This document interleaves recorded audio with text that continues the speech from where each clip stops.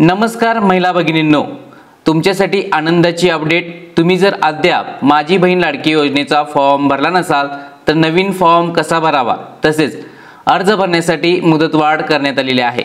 September महिन्यापर्यंत आपल्याला अर्ज भरता येणार आहे।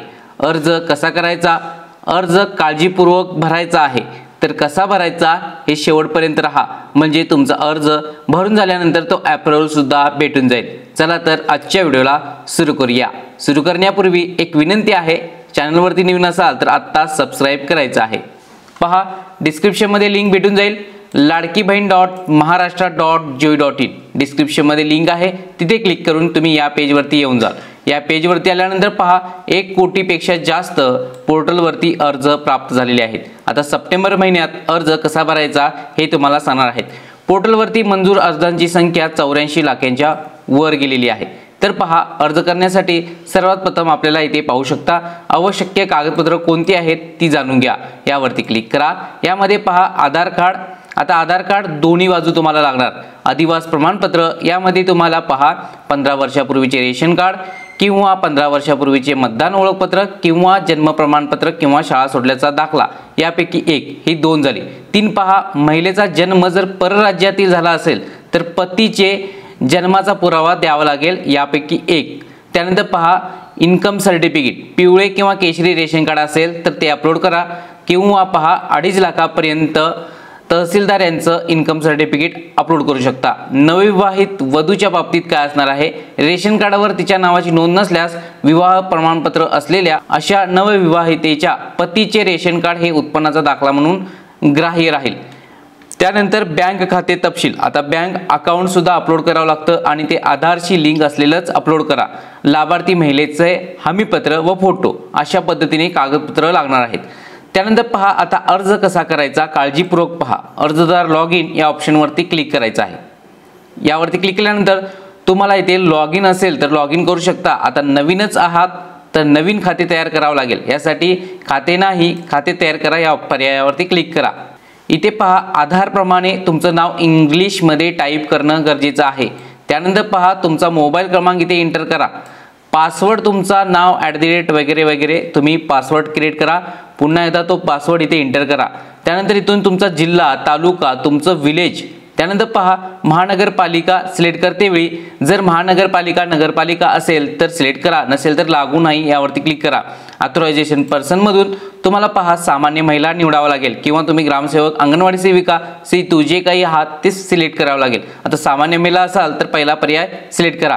टर्म्स अँड कंडिशन वरती क्लिक करून ॲक्सेप्ट वरती क्लिक करा। हा कॅप्चा दिलेला आहे ते फिल करा आणि साइन अप वरती क्लिक करा। त्यानंतर तुमचं साइन इन सक्सेसफुली होऊन जाईल। त्यानंतर पहा आपल्याला लॉग इन पर्यायावरती क्लिक करावं लागेल। इथे पाहू शकता किंवा डायरेक्टली पहिल्यांदा आलेला होता त्याप्रमाणे लॉग इन वरती क्लिक करा। मोबाईल नंबर एंटर करा, पासवर्ड जो दिलेला होता तो एंटर करा, कॅप्चा हा फिल करा आणि लॉग इन वरती क्लिक करा।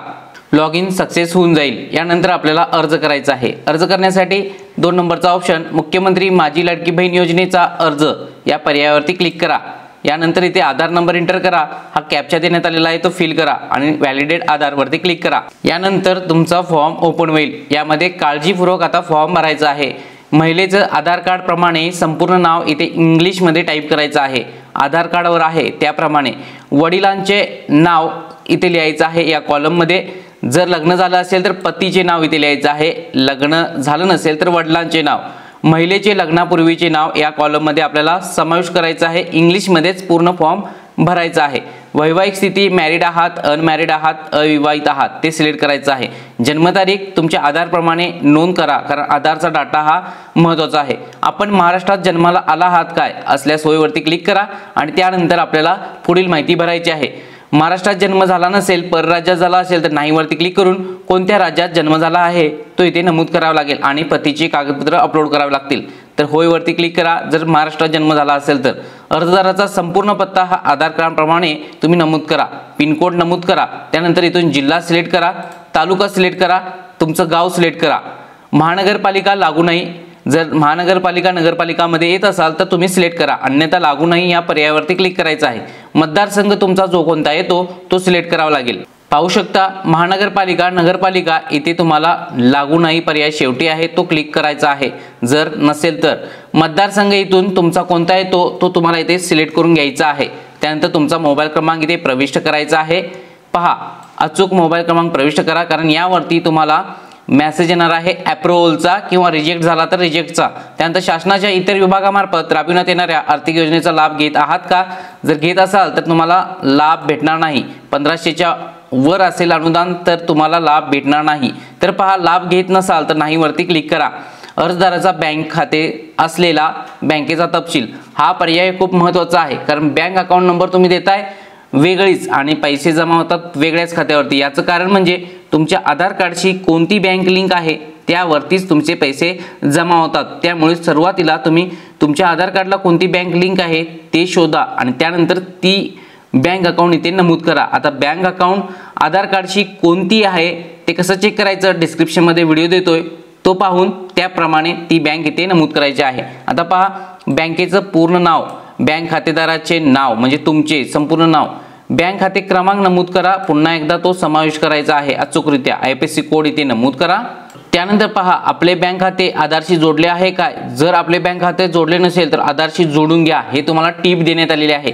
जर जोडला नसाल तर जोडून घेणं गरजेचं आहे, अन्यथा पैसे खात्यावरती येत नाहीत। त्यामुळे लिंक असेल तर होय वरती क्लिक करा। आता पहा आपल्याला इथे डॉक्युमेंट अपलोड करावे लागतील। इथून पहा आधार कार्डील समोरील बाजू अपलोड करावी लागेल, इथून मागील बाजू अपलोड करावी लागेल आधार कार्डची। अधिवास प्रमाणपत्रामध्ये तुम्ही जन्म प्रमाणपत्र, शाळा सोडल्याचा दाखला किंवा 15 वर्षापूर्वीचे रेशन कार्ड किंवा मतदान ओळखपत्र अपलोड करू शकता। तुमच्याकडे केशरी किंवा पिवळे रेशन कार्ड असेल तर होय वरती क्लिक करून तुम्ही पहिली बाजू आणि दुसरी बाजू रेशन कार्डची अपलोड करायची आहे। नसेल तर नाही वरती क्लिक करून इन्कम सर्टिफिकेट इथून अपलोड करायचं आहे।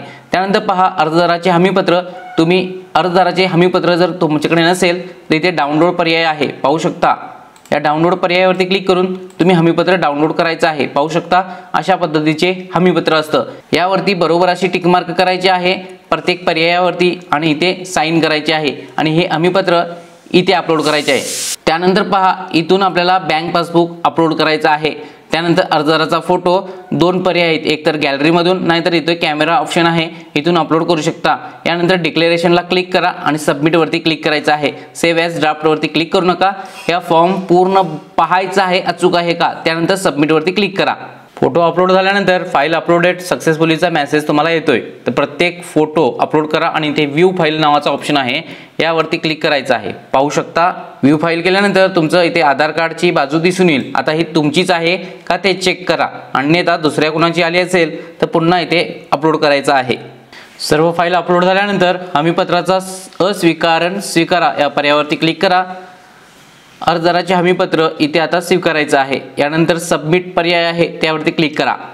यानंतर तुमचा फॉर्म पुनरावलोकन होईल। यामध्ये तुमच्या मूलभूत माहिती पाहू शकता, फोटो दिसलेला आहे, आधार कार्ड प्रमाणे नाव आलेलं आहे, वडिलांचे नाव, महिलेचे लग्नापूर्वीचे नाव, वैवाहिक स्थिती, जन्मतारीख, महाराष्ट्रात जन्म झालाय का, पत्ता पूर्ण आलेला आहे, मोबाईल क्रमांक, आधार क्रमांक चेक करून घ्या, बँकेचं नाव, बँक खातेधारकाचे नाव, IFSC कोड, बँक खाते क्रमांक पुन्हा एकदा चेक करा।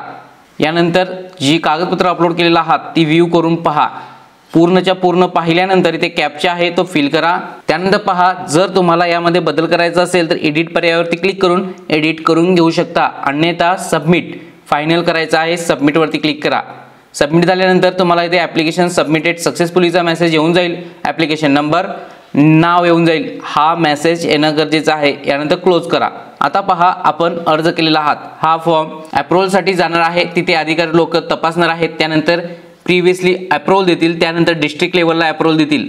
आता आपला फॉर्म कुठे पाहायचा आहे, यापूर्वी केलेले अर्ज यामध्ये जायचं आहे। पहा यामध्ये गेला, यामध्ये गेल्यानंतर पाहू शकता आता इथे तुम्हाला हाईड असेल, पण आता जो फॉर्म भरलेला आहे तो पेंडिंग दिसत आहे। इथे पहा पेंडिंग दिसत आहे ना, तर इथे डोळ्याचं चिन्ह आहे, यावरती क्लिक करून तुम्ही व्ह्यू करू शकता की तुम्ही फॉर्म भरलेला आहात तो।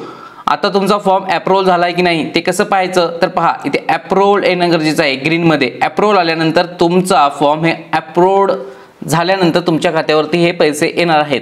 अशा पद्धतीने तुम्हाला मुख्यमंत्री माझी बहीण लाडकी योजनेचा फॉर्म भरायचा आहे। अशा पद्धतीने अचूक फॉर्म तुम्ही भरायचा आहे।